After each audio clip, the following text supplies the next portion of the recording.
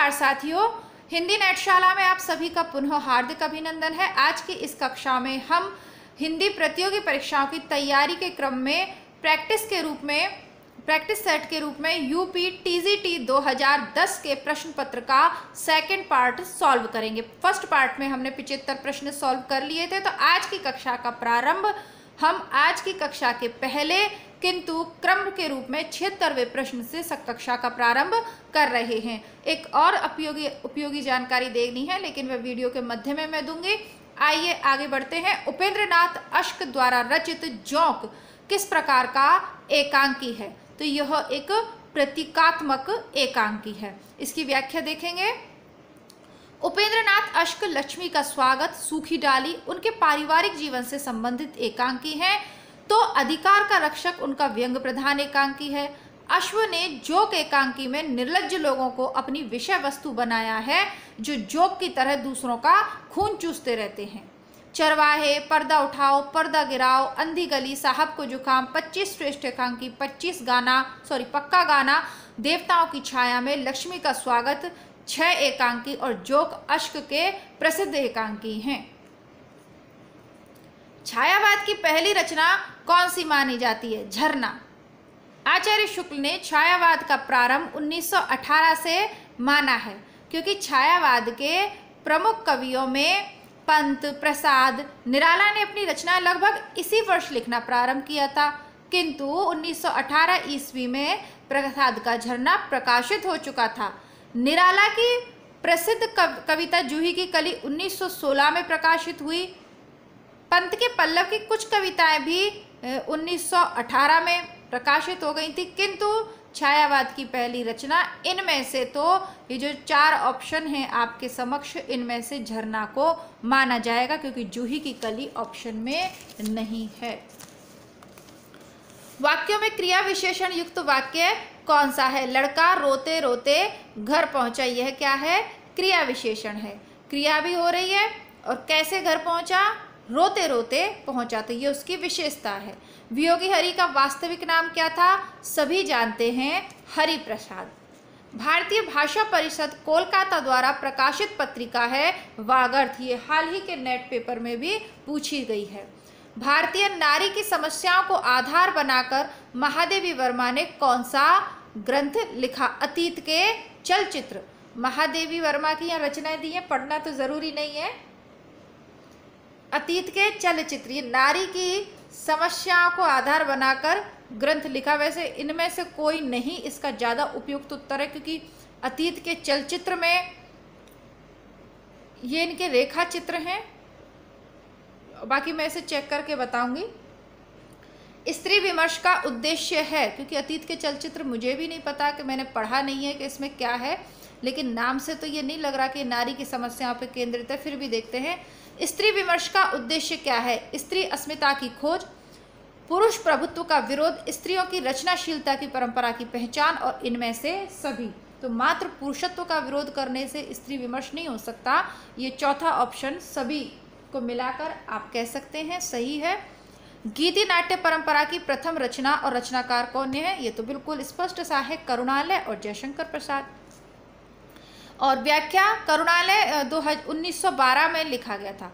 1912 में करुणालय को जयशंकर प्रसाद ने रचा था। व्याख्या इसलिए नहीं पढ़ के सुनाऊंगी, क्योंकि इसी चैनल पर हिंदी साहित्य का वस्तुनिष्ठ इतिहास बुक हम पूरी पढ़ चुके हैं और बहुत डिटेल में पढ़ चुके हैं, तो बार बार समय नहीं गवाएंगे। जो विद्यार्थी चैनल पे नए हैं वो इसी चैनल की प्लेलिस्ट चेक करेंगे तो वस्तुनिष्ठ इतिहास भी मिल जाएगा, शुक्ल भी मिल जाएगा, और साथ ही साथ जो हमारा इसी चैनल का दूसरा भाग हिंदी बुकशाला है, वहाँ आपको किताबें भी मिल जाएंगी। आप आरपीएससी की तैयारी कर रहे हो, आरपीएससी के चारों, second grade, first grade, college lecturer, इसके अलावा नेट किसी भी की भी तैयारी कर रहे हो, हिंदी बुकशाला और हिंदी नेटशाला बिल्कुल आपके लिए उपयुक्त है। बल्कि भारत के किसी भी राज्य से हिंदी प्रतियोगी परीक्षाओं की तैयारी कर रहे हो तो चैनल से जुड़िए। किताबों के लिए हिंदी बुकशाला को सब्सक्राइब करें, किताबों सहित कंप्लीट तैयारी के लिए हिंदी नेटशाला को सब्सक्राइब करें। आगे बढ़ते हैं। हिंदी शब्दानुशासन ग्रंथ के रचनाकार कौन है? तो किशोरी दास वाजपेयी। 1920 में कमाता प्रसाद कामता प्रसाद गुरु का हिंदी व्याकरण नागरिक प्रचारणी सभा काशी द्वारा प्रकाशित हुआ। गुरु के व्याकरण की त्रुटि का अनुभव करते हुए नागरिक प्रचारणी सभा ने एक दूसरे व्याकरण की व्यवस्था की ओर किशोरीदास वाजपेयी का हिंदी शब्दानुशासन 1597 प्रकाश में आया। हेमचंद का शब्दानुशासन भी व्याकरण रचना है, तो ये सब छोड़ दीजिए आप। शब्दानुशासन ग्रंथ के रचनाकार कौन है? किशोरीदास वाजपेयी। अब ये किशोरीदास वाजपेयी का ये जो 1597 नोट डाउन हुआ है, ये गलत प्रिंट हुआ है, ठीक है। भला मैं क्या कर सकता हूँ, वाक्य में भला क्या है? अव्यय। बोलगा से गंगा किसकी रचना है? राहुल सांस्कृत्यायन की। कहानी संग्रहण का ये बोलगा से गंगा जीने के लिए सतमी के बच्चे और इस तरीके के नाम है ना। बोलगा से गंगा कोई सोचेगा यात्रा वृत्तांत, बहुत कंफ्यूज करते हैं, ध्यान से देख लीजिएगा। वस्तुनिष्ठ इतिहास में तो मैं सब कुछ आपको ये करवा चुकी हूँ और उसकी अंतिम चरण में हम चल रहे हैं, वो वीडियो भी आज ही आपको इस वीडियो के बाद मिल जाएगा। आचार्य शुक्ल की रचनाओं को दर्शाता हिंदी साहित्य का इतिहास हम पढ़ चुके हैं इसी चैनल पे। चिंतामणि, चिंतामणि में क्या है? इनके निबंधों का संकलन है, तो ये भी प्लेलिस्ट बनी हुई है और चिंतामणि के नाम से ही बनी हुई है। और रस मीमांसा, ये इनका काव्य शास्त्रीय ग्रंथ है।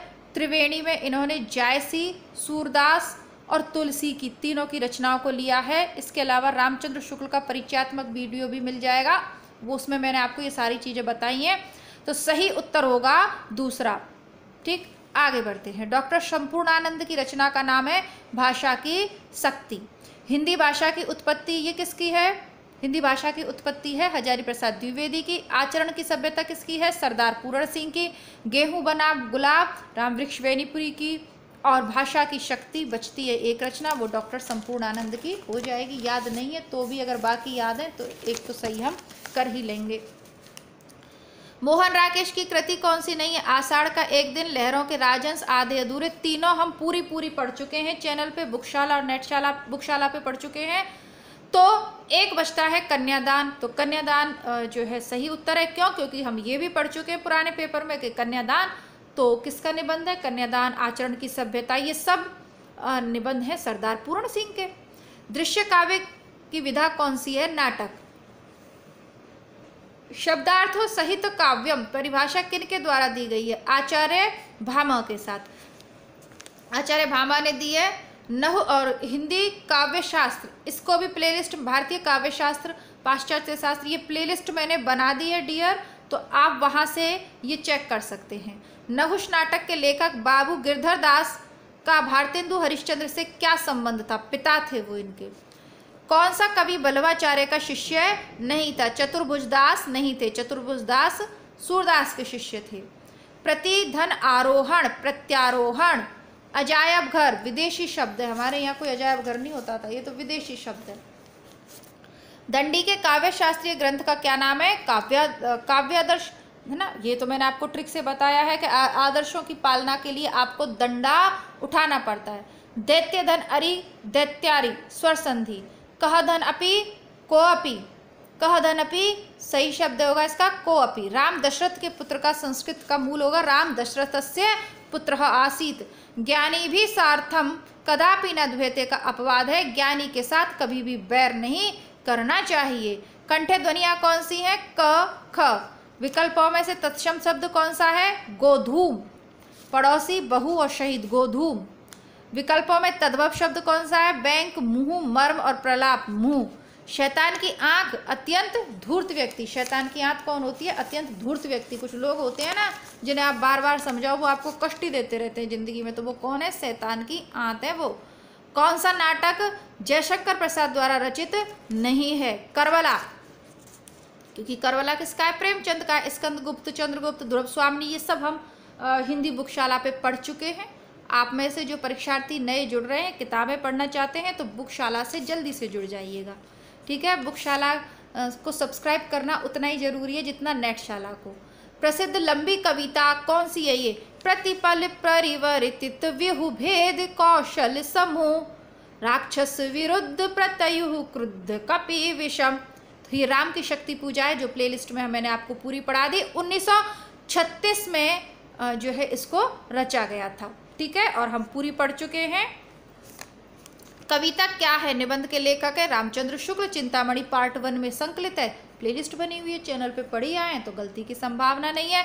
नए परीक्षार्थियों को लग रहा होगा कि मैडम बार बार क्यों बता रही हैं, आप ही के लिए बता रही हूँ भाई। पुराने वाले जो मेरे विद्यार्थी हैं उन्हें तो प्लेलिस्ट में सब कुछ मिल जाता है। ठीक है, और वो देख भी लेते हैं, वो मुझे कमेंट करने से पहले ही देख लेते हैं प्लेलिस्ट में है या नहीं। आप लोग कमेंट करके पूछते हो मैडम ये पढ़ना है या नहीं प्लेलिस्ट में, इसीलिए मैं साथ साथ बता रही हूँ, सब है प्लेलिस्ट में। आप नए हो, प्लेलिस्ट पुरानी है, चेक कर लो फटाफट से। सन 1954 में प्रकाशित नई कविता पत्रिका के संपादक कौन थे? जगदीश गुप्त। नई पत्रिका जगदीश गुप्त। चांद का मुंह टेढ़ा है के रचयिता कौन है? मुक्तिबोध। चांद का मुंह टेढ़ा है के रचयिता कौन है? मुक्तिबोध। केदारनाथ सिंह किस सप्तक में संकलित कवि हैं? तीसरा सप्तक। केदारनाथ सिंह किस सप्तक में संकलित कवि हैं? तीसरा सप्तक। पंकज, ये सप्तक आपको याद करने लगेंगे। चार सप्तक, कौन से तार सप्तक में कौन सा कवि है याद करना पड़ेगा।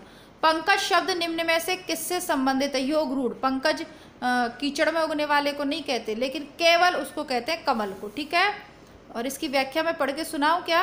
वैसे तो मैं आपको करवा ही दूंगी ये, पर फिर भी सुन लीजिएगा। सामान्य रूप से शब्द शक्ति पद को 4 भागों में विभक्त किया जाता है: यौगिक, रूढ़, योग रूढ़ और यौगिक रूढ़। जो अव्ययार्थक के साथ साथ समुदाय शक्ति का सम्मिलित रूप से बोध कराएं उसे योग रूढ़ कहते हैं, जैसे पंकज। जो शब्द समुदाय शक्ति के बोधक होते हैं वे रूढ़ होते हैं, जैसे घट, पट। यौगिक रूढ़ अव्ययार्थक एवं समुदाय अर्थ के विभिन्न बोध, जैसे उत्थित, यह अपने अवयव से उद्वेद करता रूप तरु तथा समुदाय शक्ति के भाग विशेष का बोध करा रहा है। अब पता नहीं ये योगेंद्र प्रताप जी क्या ही कहना चाह रहे हैं। संघ की राजभाषा हिंदी, जब मैं आपको ये कराऊंगी एकदम इजी रूप में आपको समझाऊंगी। ठीक है, यहाँ तो वो पढ़ के सुनाया है जो योगेंद्र प्रताप सिंह ने लिखा है। संघ की राजभाषा हिंदी और लिपि देवनागरी होगी। किस संविधान की किस अनुच्छेद में? 343। हिंदी का पहला समाचार पत्र 1926 में उदंत मार्तंड कलकत्ता से प्रकाशित हुआ, और ये एक साप्ताहिक पत्र था, है ना। और दैनिक पत्र कौन सा था? पहला कौन सा था? सुधावर्षण, समाचार सुधावर्षण। उपाय वही सही होता है जिसका लोहा विरोधी भी माने, जादू वही जो सिर चढ़ कर बोले। कौन सी रचना पुष्पदंत की नहीं है? तो पयुम चर्यु पुष्पदंत की नहीं है। महापुराण, जय कुमार चरित, जसहर चरित, ये पुष्पदंत की हैं। सुख दुख के बीच लगने वाला चिन्ह है योजक चिन्ह, जिसमें जानने की इच्छा हो, जिज्ञासु। अज्ञे का पूरा नाम साहिबा, ट्रिक बताई थी मैंने। अज्ञे कौन है? साहिबें, साहिबाएं, सच्चिदानंद, हीरानंद, वात्सायन। अज्ञे साहब, जब भी आप इनका नाम लें अज्ञे साहब बोलें तो आपको पूरा नाम में कंफ्यूजन नहीं होगा। कई बार लिख दिया जाता है हीरानंद, सच्चिदानंद, वात्सायन, उल्टा भी घुमा के दे सकता है। और साहब याद रखोगे तो गलती नहीं होगा। सा का सा से सच्चिदानंद, ह से हीरानंद, वात्सायन, साहब, बस अज्ञे साहब। किस शब्द में उपसर्ग नहीं है? मिलान शब्द में उपसर्ग नहीं है। स्फूर्ति शब्द का तद्भव है फुर्ती। हिंदी साहित्य का विमर्श के लेखक कौन है? पद्मलाल पुन्नालाल बख्शी। पराधीन सपने सुखनाई पंक्ति किसने लिखी है? तुलसीदास ने। कत विध रची नारी जग माही। अभी आपको पार्वती विवाह मैंने पढ़ाया है, रामचरितमानस पढ़ाते समय पार्वती विवाह का प्रसंग पढ़ा रही थी। उसी में पार्वती की जो माता है वो अपनी पुत्री को ये उपदेश दे रही थी। ठीक है, गलती तो नहीं होगी, हो ही नहीं सकती भाई। जब हम इस पर तैयारी कर रहे हैं, बुकशाला पर पूरी किताबें पढ़ रहे हैं, तो कैसे सिलेक्शन नहीं होगा? सिलेक्शन को तो होना पड़ेगा ना।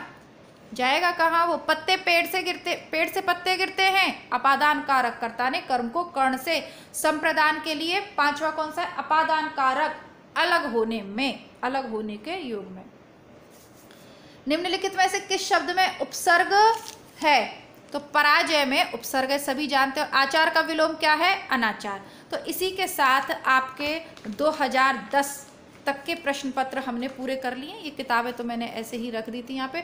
तो आपके 2010 तक के प्रश्न पत्र मैंने आपको सॉल्व करा दिए। और जो सूचना मुझे वीडियो के मध्य में देनी थी भूल गई, अब बता दे रही हूँ कि आपकी यूपी टीजीटी की न्यू प्लेलिस्ट मैंने अपग्रेड कर दी है। ठीक है, उसमें कुछ और टेस्ट पेपर्स मैंने इंक्लूड कर दिए हैं। क्रमबद्ध रूप से आपको सभी पेपर उसमें मिल जाएंगे। 2001 के 2002 के दो पेपर मिलेंगे। तो आप कहोगे मैडम एक ही सन के दो कैसे होंगे? देखिए, कुछ एलटी ग्रेड के पेपर्स होते हैं, कुछ और मतलब कई सारी परीक्षाएं यूपी में आयोजित होती जाती हैं, है तो वो भी सेकंड ग्रेड ही ना, टीजीटी लेवल का ही होता है, तो वो भी उसमें ऐड करके प्लेलिस्ट को अपडेट कर दिया है। 2000 प्रश्न केवल मैं आपको टीजीटी के ही तैयार करवा रही हूँ, तो 2000 प्रमाणिक प्रश्नों की तैयारी के लिए आप प्लेलिस्ट को चेक करें यूपी टीजीटी की। मिलती हूँ इसके बाद आपको हिंदी वस्तुनिष्ठ इतिहास के अंतिम वीडियो के साथ। तब तक के लिए नमस्कार, धन्यवाद, जय हिंद।